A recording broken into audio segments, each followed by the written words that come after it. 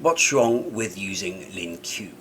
What's wrong with using Babbel? What's wrong with using Alliance Française, pour Pimsleur, Duolingo, Busuu, Lingoda and all the rest?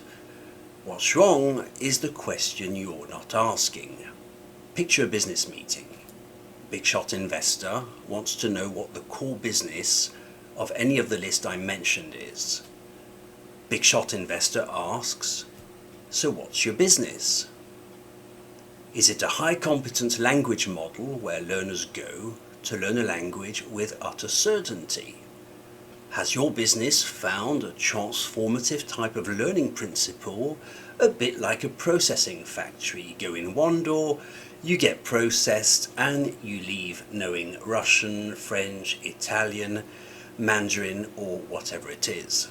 Would any of these businesses say, yes, that's exactly what we do. That is exactly what we do. We are where champions come. We are the go-to port of call for people who want high-level language learning and fluency. Would any of the owners of these businesses say that? Would they say, when a person wants to be fluent, they usually come to us? How much are you thinking of investing? Or would their answer be, listen, we're a large-scale language brand, and our core business model is entirely incompatible with producing elite, high-certainty fluency. You're in the wrong place.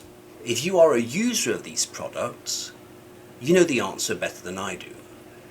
If you fail to ask yourself this question, it is an issue. Because the term language course really means nothing at all. Anything can qualify as a language course. It's far too generic, it's far too vague. The question is, what does it lead to? What was this course made for? Conversely, if an investor came to my business, We Communicate, and said, I'm hoping to invest in a large-scale gamified app for low-stakes learning, and I said, that's exactly what I do. That's exactly what I do. I'd be lying.